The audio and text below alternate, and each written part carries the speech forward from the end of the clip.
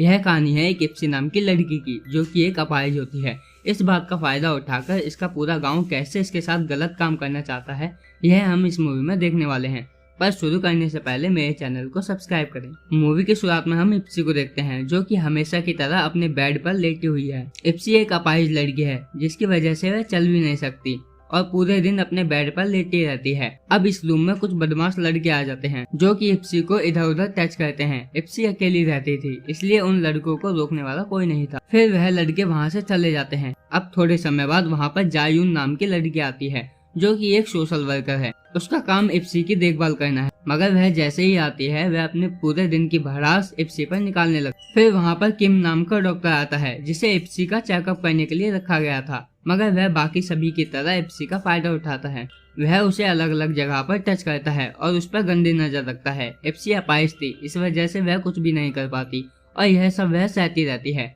जायून एक मॉडल बनना चाहती थी, इसलिए डॉक्टर किम उसको बड़े बड़े सपने दिखाता है और उसके साथ इसी घर में वो गलत काम करता है। इप्सी यह सब देख रही थी, मगर वह कुछ कर नहीं पाती। फिर कुछ देर बाद वहाँ पर मिस्टर सिन आते हैं, जो कि एक लोकल चर्च के ऑफिसर होते हैं और इप्सी की पूरी जिम्मेदारी इन्हीं को दी गई है, जिसकी वजह से वह यहाँ रोज आकर इप्सी का चेकअप करते हैं।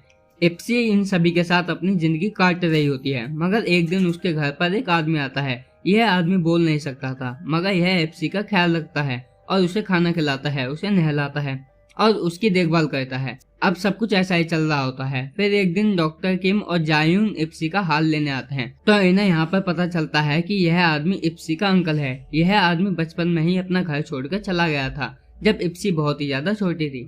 फिर वह जब कुछ सालों बाद वापस आया, तब इप्सी के ग्रैंडफादर और उसके पापा की मौत हो गई थी। फिर इस आदमी को जेल हो गई और कुछ दिनों पहले ही इसको एक गंभीर बीमारी के चलते जेल से रिहा कर दिया गया। अब अंकल के आ जाने की वजह से इप्सी खुश रहने लगी थी, क्योंकि कोई तो था जो उसकी परवाह करता था और उसकी देखभाल करता था। फिर कुछ दिनों बाद हम देखते हैं कि मिस्टर किम और जायून को इप्सी के अंकल से प्रॉब्लम होने लगी है। मिस्टर किम और मिस्टर सिन से कहता है कि यह अंकल खूनी और रेपिस्ट है, इसको हम इप्सी के साथ नहीं रहने दे सकते। अब वह डॉक्टर ऐसा इसलिए बोल रहा था क्योंकि वह अंकल के आ जाने की वजह से इप्सी के साथ कुछ गलत नहीं कर सकता था। मिस्टर सिन को इप्सी के अंकल से कोई प्रॉब्लम नहीं थी, इसलिए वह उसको इप्सी के साथ रहने की परमिशन दे देते हैं।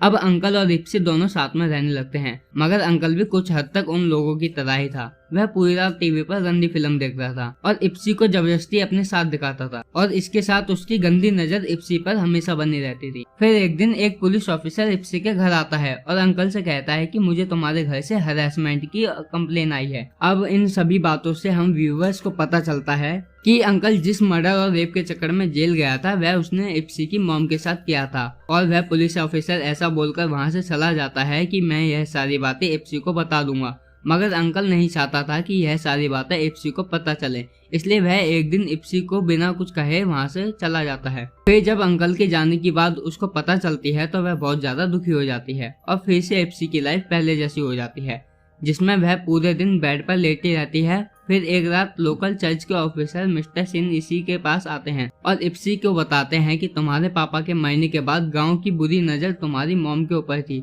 फिर एक दिन तुम्हारा अंकल आ गया, जिसकी वजह से गांव वाले तुम्हारी मॉम के साथ कुछ नहीं कर पाए। उसके बाद मिस्टर सिन उसको यह सब भी बताते हैं कि मैं भी तुम्हारी मॉम को पसंद करता था, मगर तुम्हारे अंकल के आ जाने की वजह से मुझे प्रॉब्लम होने लगी, जिस वजह से मैंने पूरे गांव में अफवाह फैला दी कि तुम्हारी मॉम एक गंदी औरत है और उनके संबंध गांव के सभी लोगों के साथ हैं। वहीं तुम्हारे अंकल के तुम्हारी मॉम के साथ भी संबंध थे, जिसकी वजह से मुझे जलन होने लगी, जिस वजह से मैंने कुछ लोगों को भेजकर तुम्हारे मॉम के साथ गलत काम करवाए। और जब यह बात तुम्हारे अंकल को पता चली, तब उसने तुम्हारी मॉम को मार डाला। इप्सी के अंकल ने उसकी मॉम की जान एक मफलर से ली थी और आज भी वह मफलर अपने गले में डालकर घूमता है। अब मिस्टर सिन इप्सी की मॉम को पसंद करता था, मगर वह अब इप्सी के साथ भी संबंध बनाना चाहता था और उसका यह प्लान काफी समय से चल रहा था, मगर अंकल के आ जाने की वजह से उसका यह प्लान कामयाब नहीं हो पा रहा था। इसलिए मिस्टर सिन ने उस दिन पुलिस ऑफिसर को भेजा और उसके अंकल को भगा दिया। अब मिस्टर सिन अपने कपड़े उतारने लगता है ताकि वह इप्सी के साथ संबंध बना सके, मगर तभी वहाँ पर अंकल आ जाता है, क्योंकि वह तब से उसी के घर के आसपास घूम रहा था और उसने सब कुछ सुन लिया था। अब यह दोनों यहाँ पर लड़ने लगते हैं और यहाँ पर अंकल मिस्टर सिन को मार देता है।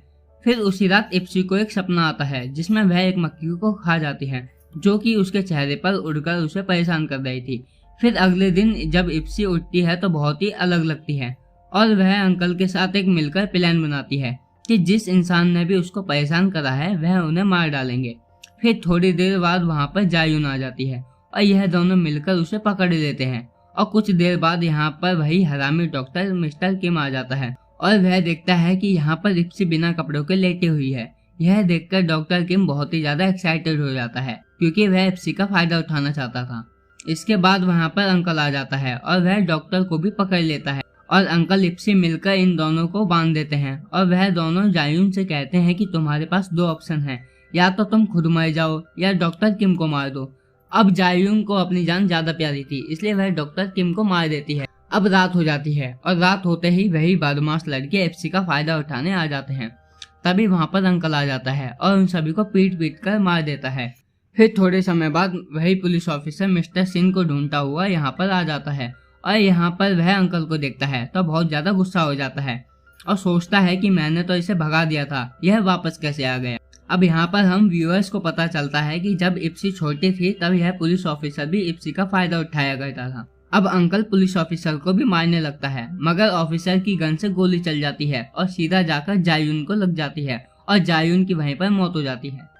इसके बाद पुलिस ऑफिसर और अंकल आपस में लड़ते हुए मर जाते हैं और इप्सी पूरे घर में अकेली रह जाती है। फिर इप्सी अपनी बॉडी को घसीट घसीट कर बाहर लाती है और खुली हवा में सांस लेती है। अब इस फिल्म में हमने देखा कि इप्सी के अपाहिज होने के बाद भी उसने उन लोगों को सजा दी जो उसे परेशान करते थे। पहले जो इप्सी ने सपना देखा था जिसमें वह मक्खी को खा जाती है तो यह मक्खी रिप्रेजेंट करती है उन लोगों को जो उसे परेशान करते थे। अब इप्सी की बारी थी अपना बदला लेने की और इसी के साथ यह मूवी खत्म हो जाती है। मूवी पसंद आई हो तो मेरे चैनल को सब्सक्राइब करें।